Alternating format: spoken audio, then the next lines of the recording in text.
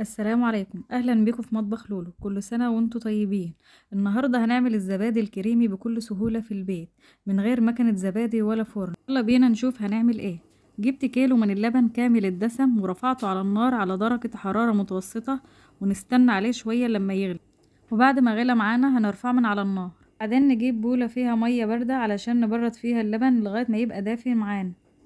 وبعدين نجيب صينية عليها كوبايات اللي هنصب عليها الزبادي، اي كوبايات عندكم، او طواجن. وبعدين نجيب اي نوع مربى عندنا، مشمش او فراولة او تين. وبعد كده هنصب في الكوبايات بتاعتنا ديت، كل كوباية نحط معلقة من المربى زي ما انتوا شايفين كده معانا. وممكن برضو لو عندكم فواكه ممكن نحط برضو تحت في الكوباية كده بدل المربى. هنكون محضرين شفشق الخلاط ونحط فيه علبة من الزبادي، وبعدين هضيف عليه كوباية من اللبن. غطيت الشفشق وبعد كده هنخلط. هبتدي انزل بالخليط واحدة واحدة على الكمية الباقية من اللبن، ونضربهم بالمضرب بالسلك كويس. وما تنسوش الاشتراك وتفعيل الجرس عشان يوصلكوا كل جديد.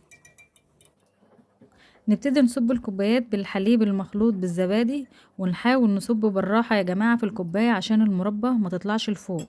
ولو عايزين يا جماعة تعملوا 2 كيلو لبن ضيفوا علبتين زبادي، لان كل كيلو بياخد علبة زبادي بس.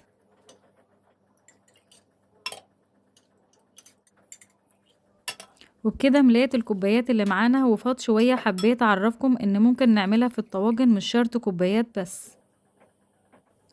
ونكون مدفيين شوية مية ما تكونش مغلية، ونضيفها على الصينية زي ما انتوا شايفين كده. بعدين نغطيها بفوطة وندخلها الفرن، بس ما يكونش شغال. الهدف من كده عشان يكون دافي ومقفول، ونسيبها لمدة 5 ساعات وما يكونش اقل من كده. وده بعد ما مر 5 ساعات. تعالوا نشوفها مع بعض. متماسكة جدا وما فيهاش ولا نقطة مية، وكريمية جدا. وبعد كده هندخلها التلاجة على طول علشان ما تمررش معانا.